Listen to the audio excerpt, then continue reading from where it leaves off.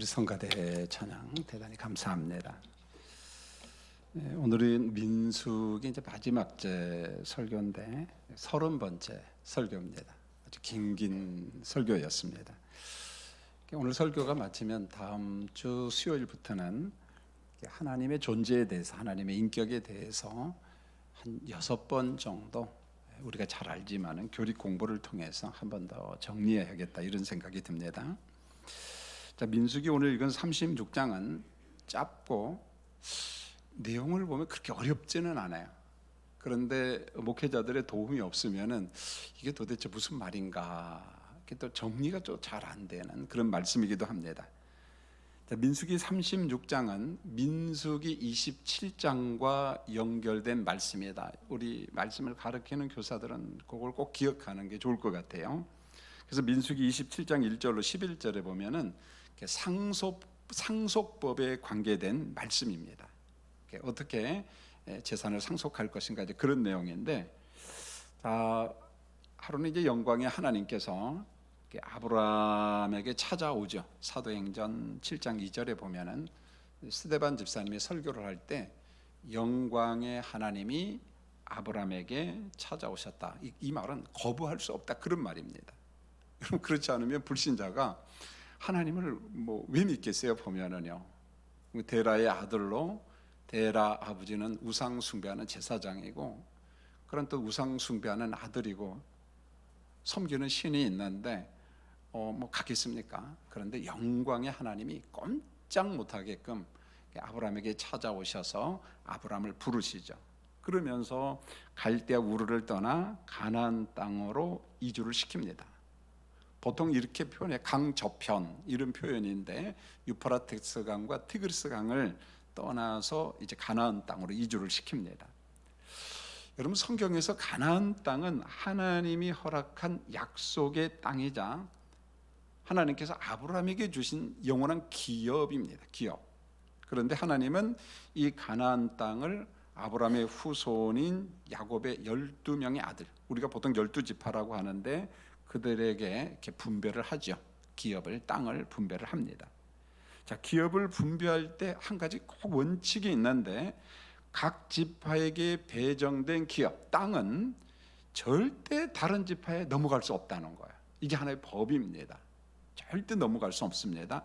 자, 그렇지만은 사람이 살다 보면은 가난해질 수 있거든요. 그런 연유로 기업을 판다고 해도 희년이 되면은 처음 배정받은 지파, 그 지파에게 다시금 돌려줘야 돼요. 이게 희년이라는 아주 독특한 제도가 있는데, 조금 이따가 제가 보충 설명을 좀 하려고 합니다. 자, 기업을 각 지파와 종족들에게 줄 때 세대주는 언제나 누구냐면 남자였어요. 남자. 세대주는. 그래서 민수기 27장 1절에 보면은 므낫세 지파 중에 헤벨의 아들 슬로보앗이라고 하는 아들이 있는데, 그런데 이 슬로보앗이 아들이 없이 죽습니다.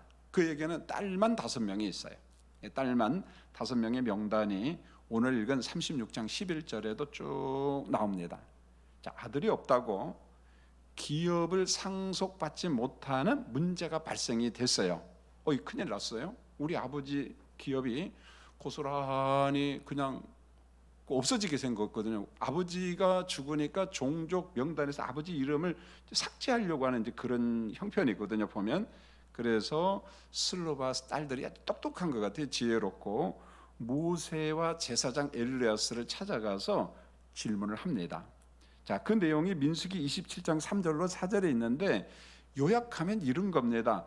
우리 아버지는 특별한 죄를 범한 적이 없습니다. 이때 특별한 죄는 누구를 염두한 말이냐면은 고라의 일당입니다. 고라, 다단, 아비람, 온, 그리고 250명이 당을 만들어서 모세를 대적한 그런 기사 우리가 잘 알잖아요. 민수기 16장에 보면 그런 기사가 있거든요. 그러니까 그러한 일당의 모임에 가담하지 않았다는 거예요. 그러니까 우리 아버지는 그런 죄를 범하지 않았다. 물론 우리 아버지가 죄가 없다, 그런 말은 아니에요. 슬로바스의 딸들도 그건 인정합니다. 우리 아버지도 죄가 있다.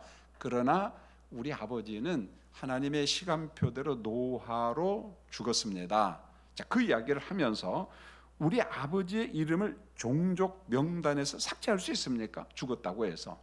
우리 아버지에게 자손으로서 아들이 없다고 해서 이룰 수 있습니까? 자, 모세요. 아버지의 기업을 5명의 딸들에게 주셔야만이 됩니다. 이렇게 정당하게 요구를 하는데 이런 법이 없는 거예요. 이 당시. 정확하게. 그래서 민수기 27장 5절에 보면은 모세가 이런 사정, 성경의 사연이라고 해요. 슬로아밧의 딸들의 사연을 듣고 하나님 앞에 곧바로 질문을 하는 겁니다. 여러분, 모세의 장점이 이런 거예요. 보면은 모르면 물어보는 거예요. 하나님, 난 모릅니다. 하나님이 주신 법이 없거든요. 그 율법 안에 다양한 상속법이 있지만 이런 상속법은 없으니까, 그래서 하나님 앞에 물어보는 거예요. 하나님, 이건 어떻게 하죠? 좀 가르쳐 주세요. 그래서 우리가 출애굽기나 광야 40년의 역사를 통해서 여러분, 모세에게도 종종 위기가 찾아오잖아요. 재난도 찾아오고, 어느 때는 막 하나님의 심판이 백성들에게 임할 때마다 그냥 엎드리는 거죠. 보면 하나님 좀 살려주세요, 이런 겁니다. 마치 이런 표현이 하나님의 저주와 심판이 막 하늘로부터 내려오는데 모세라고 하는 사람이 그걸 가로막고 있는 거예요. 하나님, 저를 잡아가세요. 이 백성들을 죽이려고 하면은. 그런 거죠. 보면은요. 모세가 굉장히 자기 백성들을 아끼죠. 보면은요. 그런데 모세와 같은 성품을 가진 사람이 또 다윗입니다. 그 다윗도 모르면 물어보고, 그 다음에 전쟁에 나갈 때마다 옛날의 경험을 내세우지 않고 하나님, 이번 전투는 어떻게 할까요? 물어봅니다. 성도님들, 우리도 그랬으면 좋겠어요. 인생을 살다 보면 길이 막히고 계곡이 있고 굴곡이 있을 때가 있어요. 자, 그럴 때마다 평탄케 하시는 하나님 앞에 기도하면서 정답을 찾아가는 우리 교인들 되기를 원합니다. 오늘 우리 권사님이 기도할 때 우리 인생에 실패가 있거든요. 병들고 사업에 어려움이 있고 그럴 수 있습니다. 보면은요. 그럴 때마다 자포자기하는 것이 아니라 하나님, 내 실력은 이 정도밖에 안 됩니다. 하오니 하나님, 길을 좀 열어주세요. 오늘 모세와 다윗과 우리가 그렇게 살아야 되지 않나, 그런 생각입니다. 자, 이제 새롭게 만든 상속법에 대해서 민수기 27장 7절에서 11절에서 공부했지만 한 번 더 공부를 합니다. 왜냐하면 민수기 27장의 상속법을 보완한 상속법이 36장이에요. 그러니까 27장하고 36장은 같이 연결해야 되지 따로따로 읽으면 안 돼. 상속법이 보완된 상속법입니다. 자, 민수기 27장 7절로 11절에 보니까 7절로 8절에 모세가 그렇게 말해, 슬로브와 딸들의 말이 옳다. 그 말이 옳다. 자, 아버지의 기업을 딸들에게 주라. 하나님께서 그렇게 말씀하시니까 옳다라고 인정을 한 겁니다. 9절에 이 상속법이 좀 더 구체화되는데, 만약에 딸이라도 없으면 죽은 아버지 형제한테라도 줘라. 이게 아들도 없어요, 딸도 없습니다, 아무도 없어. 그러면 어떻게 하냐? 죽은 아버지 형제들에게 기업을 주라, 이렇게 말합니다. 10절로 11절에 아예 집안에 형제가 없는 거예요. 보면 그러면은 친척이 있지 않느냐. 친척이 있으면 가까운 친척에게 그 기업을 물려줘라. 자, 핵심은 이겁니다. 이것만 기억하면 돼요. 새로운 상속법의 핵심은 뭐냐? 므낫세 지파가 받은 기업, 각 지파가 받은 기업은 절대 다른 지파로 넘어가면 된다, 안 된다? 이거예요. 이게 오늘 상속법의 첫 번째 기억할 겁니다. 하나님께서 우리에게 주신 기업이 있는데 우리가 어떤 형편에 의해서 팔 수도 있고 뭐 이럴 수도 있습니다. 그럼에도 불구하고 다른 지파에 절대 넘어가서는 안 된다는 거예요. 희년이 되면은 되돌아오거든요, 보면은. 그래서 다른 지파에 우리 기업이 넘어가서는 안 된다. 이게 상속법 첫 번째입니다. 왜냐하면 므낫세가 받은 것은 영원히 므낫세 지파예요. 여기서 영원이라는 말을 꼭 기억하셔야 돼요. 자, 이런 겁니다. 민수기 27장에서 상속법을 이야기했는데 이것에 보완된 상속법이 민수기 36장입니다. 여러분, 보완된 상속법 안에는 이런 게 있어요. 영원한 하나님의 나라라고 하는 영적 진리가 있다는 거예요. 단순히 가나안 땅, 그리고 각 지파가 배정받은 기업, 그런 개념이 아니라 그 가나안 땅과 각 지파가 배정받은 땅에는 영원한 하나님의 나라 진리가 그 속에 포함되어 있다는 거예요. 왜요? 천국은 돈 주고 사고 파는 곳입니까? 하나님의 은혜로 들어가는 것입니까? 하나님의 은혜로 들어가는 거예요. 제가 말미에 가면 이 이야기를 합니다. 보면은, 자, 이제 본문 1절을 보면은 므낫세 지파의 수령들이 모였어요. 종족의 대표들이 모였습니다. 그리고 모세에게 이제 질문을 합니다. 3절로 4절에 보면은 슬로보앗의 딸들이 다른 지파 남자들에게 시집을 갔어요. 결혼을 하면은 결과적으로 므낫세 지파의 기업이나 슬로보앗 딸들이 상속받은 기업이 누구에게 귀속이 될까요? 결혼한 남편에게 귀속이 돼요. 그런데 결혼한 남편이 므낫세 지파가 아니고 다른 지파면은 결국은 므낫세 지파의 땅이, 슬로보앗 딸들의 기업이 땅이 어디로 가는 거예요? 다른 지파로 귀속이 되는 거잖아요. 보면은 그럴지라도 희년이 되면 찾는 법이 있는데 딸들이기 때문에 그쪽으로 귀속이 되면 희년이 돼도 돌아오는 게 없다는 거예요. 이 문제가 심각한 거예요. 므낫세 지파 사람들이 볼 때에. 자, 여기서 우리가 희년이 도대체 뭔가 잘 아시지만은 희년은 50년 되는 해, 그래서 그 속의 의미는 해방과 회복의 해, 자유의 해, 그런 겁니다. 희년은 자유롭게 하는 해. 그래서 7년마다 실제는 안식년이 있잖아요. 안식년을 몇 번 지켜요? 7번. 그럼 49년이잖아요. 49년 다음에는 몇 년째입니까? 50년째가 희년이라고 이야기하는데, 그러면 1년 중 희년이 어느 때냐? 보통 7월 10일 날 속죄일 날 희년으로 지킵니다. 속죄일 날 희년으로 지킨다라고 하면은 빨리 감이 와야 돼. 보면은 희년의 핵심이 뭐냐? 예수 그리스도라는 거예요. 여러분, 우리가 죄와 사망 가운데 있는데 우리를 완전히 자유케 하시는 분은 누구밖에 없어요? 예수 그리스도밖에 없거든요. 그러니까 희년의 실체가 누구냐? 그리스도라는 거예요. 희년은 모형이라는 거예요. 우리를 자유케 하고 우리를 완전 해방시키는 희년 제도인데, 진짜 우리를 죄로부터 자유케 하시는 분은 누구밖에 없다? 예수 그리스도밖에 없다. 그래서 희년을 보면서 그리스도를 보면 됩니다. 할렐루야. 자, 우리 하나를 배웠습니다. 자, 희년이 되면은 남의 집 종되었던 사람에게 자유를 선언합니다. 가라. 그 다음에 어떤 사유로 인해서 기업, 땅이 팔렸습니다. 가난하면 어쩔 수 없잖아요. 보면 그럴지라도 희년이 되면 본래 주인에게 어떻게 기업이, 땅이 다 되돌아가는 겁니다. 여러분, 세상에 이런 법이 있을 것 같아요? 없을 것 같아요? 없습니다. 성경에만 있는 아주 독특한 법이에요. 왜요?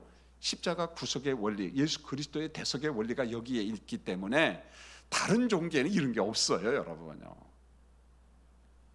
성경 말씀에만 있는 아주 독특한 제도의 희년 제도라는 게, 여러분 가끔 가다가 매스컴을 보십시오. 아마 인터넷을 검색해도 나올 것 같아요. 보면은 저는 이제 가끔 그런 뉴스를 접하는데, 요즘에도 아프리카나 조금 제3세계 국가에서는 희년 정신을 좀 되살려서 채무 탕감을 좀 해주십시오, 이렇게 주문을 할 때가 있어요. 주로 이제 아프리카 공동체가 그런 주문을 많이 합니다. 왜? 아프리카가 못 살잖아요. 그런데도 빚은 많거든요. 그러니까 빚더미 속에서 헤어날 방법이 없는 거예요. 그러니까 아프리카에 돈을 빌려준 선진국들, 뭐 미국이나 유럽이나 잘 사는 나라의 아프리카 공동체가 주문을 합니다. 여러분, 성경에 희년 제도가 있는데 우리 빚 좀 어떻게 해요? 탕감 좀 해주세요. 그게 잘 되지는 않아요. 근데 가끔은 있습니다. 그게요. 가끔. 이게 바로 희년의 정신이에요. 이게 성경에만 있는 것이지 일반 세상에는 없어요. 여러분, 아주 성경에 있는 독특한 제도다. 왜냐하면 하나님의 구속 진리, 구속의 원리, 예수 그리스도가 계시기 때문에 이게 가능하다는 거예요. 자, 성도님들, 3절 4절을 제가 한 번 더 정리를 하려고 합니다. 꼭 기억하십시오. 아버지 기업을 상속받은 슬로바스의 딸들이, 아들은 없잖아요. 자, 슬로바 딸들이 재산을 상속을 받았습니다. 그런데 다른 지파 남자들과 전부 다 결혼을 했습니다. 그러면은 그 기업은 어느 사람에게 기속된다고 했어요? 결혼한 남편에게 기속이 돼요. 만약에 이런 남편이 다른 지파 사람이라면 이 기업이 어디로 갑니까? 므낫세 지파 것이 아니라 다른 지파의 것이 되는 거예요. 여러분, 희년이 된다고 해도 딸들이 받은 기업이 결국 어디로 가냐? 다른 지파 사람인 남편에게로 가버리고 맙니다. 자, 여기 이제 문제가 또 생기는 거예요. 딸들에게 아들이 없으면 딸들에게 기업을 주라고 이야기했잖아요. 그런데 문제는 그 딸들이 다른 지파에게 시집을 가르면 결국은 기업이 또 누구한테로 가요? 다른 지파한테로 어차피 가는 거예요. 이 문제가 있는 거예요. 그래서 므낫세 지파의 종족의 대표들이 모여서 연구를 합니다. 그 연구가 뭐냐? 두 번째 꼭 기억하십시오. 어떻게 하면 슬로보아스의 딸들이 받은 기업이 아들이 없을지라도 다른 지파로 가는 것을 막을 수 있을까? 이거 연구하는 거예요. 어떻게 하면은 슬로보아스의 딸들의 기업이 다른 지파로 넘어가는 것을 막을 수 있을까? 이게 민수기 36장입니다. 어떻게 하면 막을 것인가? 여러분 본문 5절을 보시면은 모세가 므낫세 지파의 그 수령들의 말을 귀담아 듣고 정답을 얻어요. 자, 여러분 5절 한번 읽어 보실까요? 자, 같이 한번 5절 읽겠습니다. 시작. 모세가 여호와의 말씀으로, 이게 모세가 므낫세 지파의 말을 가만히 듣다 보니까 그게 맞아. 그래서 여기 보니까 그 요셉 자손 지파의 말이 옳다라고 이야기했는데, 아니 무슨 요셉 지파 따로 므낫세, 그게 아니잖아요. 므낫세는 누구의 큰아들이에요? 요셉의 큰아들이고, 에브라임은 요셉의 몇째 아들이에요? 둘째 아들이에요. 레위 지파가 독립돼서 하나님의 기업으로 나가고 나니까 레위 지파가 있어요, 없어요? 없어요. 그러니까 한 지파를 채워야 되잖아요. 그래서 요셉 지파의 두 아들 므낫세와 에브라임을 12지파 속에 들여보내는 거예요. 보면은 그러니까 요셉 지파는요, 경제적 특권 축복을 엄청나게 받습니다. 그래서 성경에 보면 두 명의 대표자가 있어요. 경제적 지파는 요셉이 받아요. 두 몫을 받습니다. 그 다음에 메시아가 오는 지파는 어느 지파예요? 유다 지파입니다. 그래서 이 두 지파는 독특한 지파입니다. 엄청난 복을 받지요. 자, 여러분 여기 보시면은 어떻게 하면 슬로바 딸들이 받은 기업이 아들이 없이 그럴지라도 다른 지파로 가는 것을 어떻게 하면 막을 것인가 연구를 하는데, 오늘 5절에 보니까 모세가 므낫세 지파의 수령들이 하는 말을 잘 듣고, 맞다, 요셉의 말이 맞다. 자, 전자 이야기했습니다. 므낫세는 요셉의 몇째 아들이다? 큰아들. 에브라임은 몇째 아들이다? 둘째 아들. 그런데 하나님께서 누구에게 더 많이 축복을 했어요? 큰아들, 둘째. 여러분 둘째입니다. 성경에 가끔 나와요. 둘째와 막내 되신 분들 행복해 하시기를 바랍니다. 막내한테 가끔 하나님은 엄청 복을 주셔요. 보면은요, 가끔 그럴 때가 있습니다. 자, 모세는 민수기 27장 상속법에다가 이것 가지고는 안 됐거든요. 그래서 보완된 상속법을 만들었는데, 첨가시켰는데 그 내용이 민수기 36장이에요. 보완된 상속법입니다. 자, 보완된 상속법이 뭐냐?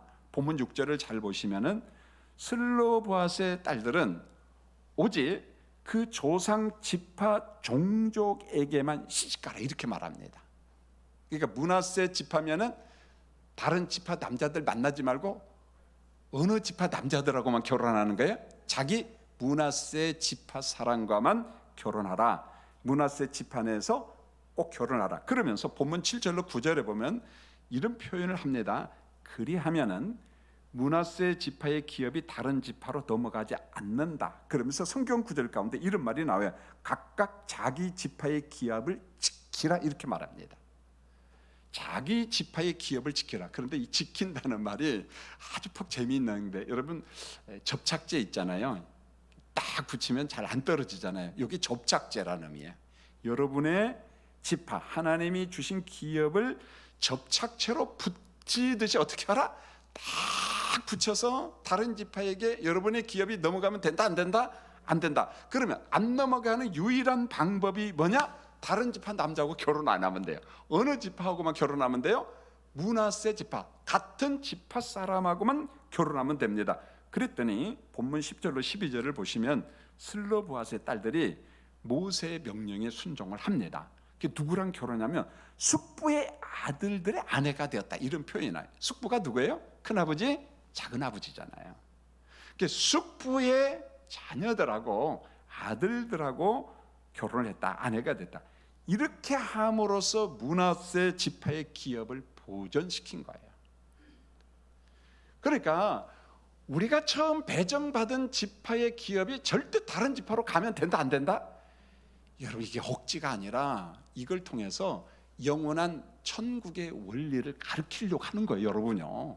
이 구속사 진리를 말씀하죠. 그래서 지난주에 공부한 민수기 35장하고 36장을 구속사적인 관점에서 보지 않으면은 하나도 의미가 없어요, 여러분요. 그 구속사적인 관점에서 이 기업 개념을 읽어내야 된다는 겁니다, 여러분요. 제가 이 설교를 준비를 하면서 참 궁금했어요. 과연 지금도 이런 전통이 그대로 살아있는가? 여러분 안 궁금하겠어요? 저는 설교를 준비하는 입장에서 굉장히 궁금해요. 제가 뭐 히브리 문화, 유대인 문화를 모르거든요, 보면은요. 그래서 제 친구가 이걸 주전공한 친구가 있어요. 코엔 대학교 부총장을 하면서 이게 주전공이에요. 그래서 친구 목사님한테 문자를 넣으니까 마침 일본에서 박사원 강의를 하고 있는데 전화가 왔어요. 김 목사, 내가 문자로 넣으려면 그 장황해서 안 되고, 야 전화로 하자 그러면서 쭉 전화를 하는데, 간단하게 이야기하면은 이 친구는 한국인인데 이스라엘에서 인정한 랍비예요. 명예 랍비입니다. 정부에서 인정을 하는 거예요. 여러분 이거 아십니까? 이스라엘의 수상이나 장차관이 되려면은 랍비가 아니면 그거 못해요, 여러분요. 랍비만 되는 거예요, 여러분요. 아무나 안 시킵니다. 정통만 시키는 거예요, 정통만. 그런데 지금은 지파 개념이 없는데 단 두 종류가 정통 유대인이라는 거예요. 그게 누구냐? 유다 지파는 지금도 그 계보가 있다는 거예요. 그 다음에 아론 계열들, 아론이 대제사장이잖아요. 그래서 지금도 몇백 년, 몇천 년이 지났는데 나는 아론의 몇 대손 족보를 그대로 이어간답니다. 대단하다는 거예요, 보면은. 그래서 지금은 유다 지파와 아론의 후손들만 정통 유대인이고 나머지는 지파 개념이 없다는 거예요. 단 최근에 조금씩 지파 개념 회복이 막 일어나고 있다고 합니다. 그래서 예를 들어서 이디오피아 같은 데도 유대인들이 많잖아요. 그런데 동일 지파들이 많대요. 그런데 보면 러시아에 사는 유대인들은 또 동일 지파 개념들이 많이 있는데, 여러분 우크라이나 대통령도 유태인이에요. 유태인이거든요. 그래서 이런 지파 회복이 일어나고, 그래서 저는 굉장히 기뻤어요. 이런 걸 물어볼 수 있는 친구가 있다는 게. 그래서 그 유대인하고 아론 계열만 정통 유대인 취급을 받고 나머지는 별로 그런 게 없다는 거. 그러니까 지금은 다른 지파와 결혼을 한다 안 한다? 한다는 거예요. 안 하는 게 아니고 해요. 지금은 별로 이런 개념이 없다는 거예요. 그러나 이 당시에는 엄격했습니다. 여러분 가나안 땅은 하나님이 아브라함에게 주신 약속의 땅이잖아요. 단순히 약속의 땅 그렇게 하면 안 되고 영원한 기업이에요. 기업. 영원한 기업이야. 자, 유대인들이 가나안 땅을 집착할까요? 안 할까요? 성경에 보면 지금도 가나안 땅을 집착해요, 안 해요? 엄청나게 집착을 합니다. 왜 그럴까요? 누가 주신 영원한 기업이에요? 하나님이 우리에게 주신 영원한 기업이에요. 그렇기 때문에 가나안 땅을 팔레스틴 사람에게 양보할 수 있어요? 없어요? 하나님의 영원한 기업을 어떻게 양보를 해요? 그러면 이 사람들은 불법을 하는 겁니다. 양보 못해요. 누구에게도 양보할 수 없어요. 그래서 죽기 아니면 죽기로, 죽기 아니면 살기로 아랍과 전쟁을 해서 반드시 어떻게 해야 돼요? 이겨야 돼요. 땅을 빼앗기면 어떻게 해야 돼요? 찾아야 돼요. 왜 찾아야 돼요? 누가 주신 기업이요? 하나님이 주신 영원한 기업이기 때문에 우리 생각으로 이해를 하면 안 된다는 겁니다, 여러분. 가나안 땅은 하나님의 아브라함과 우리 조상들에게 주신 영원한 기업이기 때문에 양보할 수 없는 거예요. 양보 못해요. 여러분 대표적인 예가 우리가 잘 아는 겁니다. 오늘 영원한 기업의 원리를 아주 심플하게 이야기하는 게 열왕기상 21장에 보면 나봇의 포도원 사건 아시죠? 예, 아합 왕이 자기 왕궁 옆에 있는 나봇의 포도원을 탐했어요. 원했어요. 내가 왕궁의 정원으로 좀 만들고 싶다. 그런데 아합도 어차피 율법이 뭔가 알잖아요. 그래서 나봇한테 이렇게 말합니다. 내가 더 크고 더 좋은 포도원 땅을 줄 테니까 교환하자.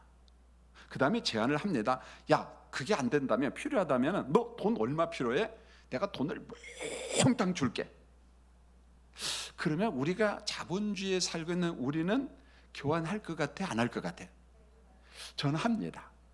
여러분 그렇게 해서 해요 말아요? 지금 망설이는데 하죠. 아니, 돈 몇 배로 준다고 하는데 하죠.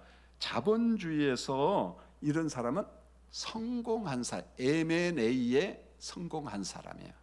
M&A가 뭔 줄 알죠? 보통 기업 사냥을 한다 뭐 이런 의미가 있는데 조금 이따 좀 이야기하겠습니다. 자본주의 사회에서는요, 이게 허락이 돼요. 얼마든지 할 수 있습니다. 여러분, 자본주의에서는 가만히 들여다보면 이게 성경적일까요? 아닐까요? 여러분, 아니에요. 민주주의가 성경적일까요? 아닙니다. 성경적인 거하고 지금 우리가 살고 있는 제도가 그나마 좋으니까 여기에서 사는 거지, 그게 복음적이다, 성경적이다, 그런 건 아닙니다, 보면. 그래서 자본주의는 성경적인 건 아닙니다. 자본주의의 핵심이 뭐냐? 어떻게든지 자본을 갖다가 많이 끌어모으는 거예요. 보면은요, 돈을 갖다가 일종의, 그걸 지주제도라고도 이야기하고, 일종의 바알 사상이 자본주의 안에 포함이 된 겁니다, 보면은요. 그래서 우리가 자본주의 살다 보니까 막 이런 말 많이 듣잖아요. 보면은 진정한 의미의 아름다운 기업 인수도 있어요. M&A도 있습니다. 그러나 일부는요, 말 그대로 기업 사냥꾼들이 전 세계는 많습니다. 미국이나 유럽, 영국 같은 데는 진짜 많아요. 어느 날 갑자기 큰 기업을 통째로 다 삼켜버려요. 여러분, 옛날에 우리나라도 어려움이 있을 때 외환은행 같은 데 이런 데 그냥 통째로 다 삼켜버렸잖아요. 보면 기업 사냥꾼들에 의해 가지고 고스란히 다 당하는 겁니다. 보면은요, 이게 어디 나오냐면 미가서에 이게 나와요. 땅이 많은 사람들, 자기 옆에 작은 땅이 있어요. 그걸 막 못 가져가지고 안달이에요, 보면은요. 그래서 그걸 갖다가 다 어떻게든지 가져갑니다, 보면은요. 이런 개념이에요, 보면은요. 그런데 나봇이 주장한 것은 아합의 원리가 아니라 하나님의 원리, 하나님의 법을 이야기합니다. 조상의 기업을 절대 다른 지파에게 양도할 수 없습니다. 아합이 그래요. 그게 어디 나오냐? 열왕기상 21장 3절에 보면은 내 조상의 유산을 왕에게 주는 것은 하나님이 금했습니다. 그러니까 아합 왕이 돈도 많이 주고 땅도 많이 줄 테니까 바꾸자고 해도 바꿔야 안 바꿔요? 안 바꿉니다. 여러분, 바꿀 수 있는 환경은 딱 하나밖에 없어요. 아합하고 지파가 똑같으면 상관없어요. 그럼 줘도 됩니다. 같은 지파니까. 그런데 이걸 보니까 같은 지파에 아니에요? 아니라는 겁니다. 여러분, 에스겔서 46장 18절에도 보면 군주는 백성의 산업을 빼앗을 수 없다. 복음적인 거예요. 성경적인 거잖아요. 자, 율법은 돈의 문제로 접근하는 것이 아니라 하나님의 법이냐 아니냐, 이거예요. 그런데 나봇은 아합 왕과 같은 지파가 아니므로 포도원을 넘길 수가 없는 거예요. 이게 법입니다. 법, 하나님의 율법이에요. 그런데 이 문제를 흉악하게 해결하는 사람이 딱 등장합니다. 율법과 상관이 없는 아합의 부인 되시는 누굽니까? 이세벨이 나봇을 어떻게 해요? 나봇을 어떻게 해요? 죽여버리는 거예요. 그리고 난 다음에 어떻게 해요? 빼앗아 버립니다. 여러분, 이때 이세벨이 아합을 향하여 뭐라고 한 줄 아세요? 당신 왕이 맞아, 그랬어요. 왕이라면은 적어도 우리 문화권 속에서는, 바알 문화권 속에서는 상대방의 의견을 들어야 안 들어요? 안 듣고 내가 마음에 들면 어떻게 해요? 다 가져오면 되는 거예요. 이게 이세벨 법입니다. 이게 바알 법이에요. 이게 독재주의 법이고, 이게 전제주의 법이고, 이게 타락한 왕정사의 그림입니다. 여러분, 민수기 36장에 보완된 상속법은 제가 이야기해서 영원한 기업법이에요. 영원한 기업법. 하나님이 아브라함에게 주신 가나안 땅을 잘 보세요, 성도님들. 여기 구속사 진리가 있습니다. 여러분, 가나안 땅 아브라함이 노력해서 얻었나요? 아브라함이 선행을 통해서 선물로 받았나요? 아브라함이 공로를 통해서 받았나요? 누가 공짜로 주신 선물이에요? 가나안 땅을 위해서 아브라함이 뭘 했습니까? 한 게 없거든요. 갈대 우르에 살고 우상 숭배하던 아브라함을 불러서 가나안 땅을 아브라함에게 주신 거예요. 주시면서 무슨 기업이다? 영원한 기업이다. 그러면서 그 기업을 몇 지파에게 나눠주세요. 아브라함의 후손인 12지파에게 분배를 했습니다. 그러므로 하나님이 여러분에게 은혜와 은총과 선물로 주신 영원한 기업을 다른 지파에 양도할 수 있다 없다? 못한다는 겁니다. 이게 구속 진리가 이 속에 담겨져 있는 겁니다. 여러분, 민수기 36장이 주는 영적인 진리는 이겁니다. 가나안 땅은 영원한 하나님의 나라의 모형이고 실체는 어디입니까? 천국이라는 하나님의 도성. 자, 영원한 기업 천국은 사람들이 돈을 가지고 사고 팔 성질입니까? 아닙니까? 우리가 천당을 우리가 돈 주고 살 수 있어요? 돈 주고 들어갑니까? 주일학교 때 배웠잖아요. 돈으로도 못 가요. 어느 나라? 하나님의 나라. 돈 가지고 못 간다고 이야기했어요. 이 원리예요. 영원한 기업은.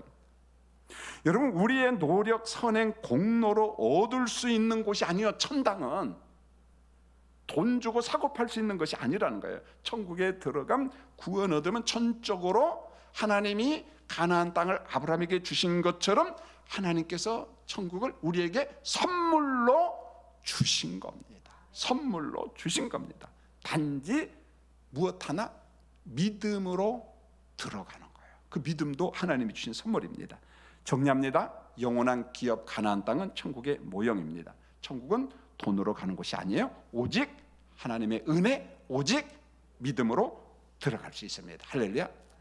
이제 민수기 설교를 마쳤습니다. 여러분, 민수기 설교를 그냥 읽으면 딱딱하고 재미가 없어요. 그런데 늘 이야기합니다만 구약 성경을 통해서 하나님의 구속 진리를 보면은 은혜가 돼요. 레위기도 마찬가지고 신명기도 마찬가지고 그런 관점에서 구약을 접근하면은 재미가 있어요. 오늘 민수기 30번 설교 들어주셔서 감사합니다. 다음 주부터는 하나님의 존재, 속성, 인격에 대해서 우리가 알지만은 한 6번 정도를 통해서 쉽게 한번 정리를 하려고 합니다. 수요 예배 와야 돼요? 안 와야 돼요? 여기 있는 사람은 항상 와. 그래서 같이 와서 말씀을 좀 배웠으면 좋겠다 싶어요. 감사합니다. 교회 소식 전합니다.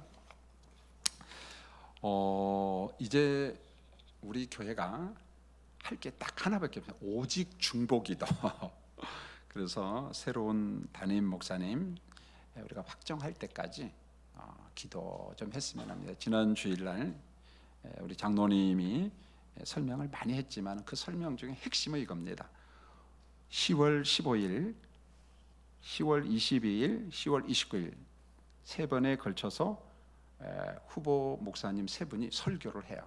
1부, 2부, 3부, 4부 설교를 하는데 그 설교 중에 어떤 설교가 됐든지 한 번은 꼭 들었으면 좋겠어요. 그리고 난 다음에 이제 선거관리위원들이 당회에서 이제 선거관리위원회 체제로 가죠. 그래서 투표권을 줍니다. 그래서 여러분들이 그 셋 중에 11월 12일 날 딱 한 명을 찍으면 됩니다. 그래서 설교 듣기가 가장 중요합니다. 자, 후반기 대신방 일정은 주보를 참고하시고요.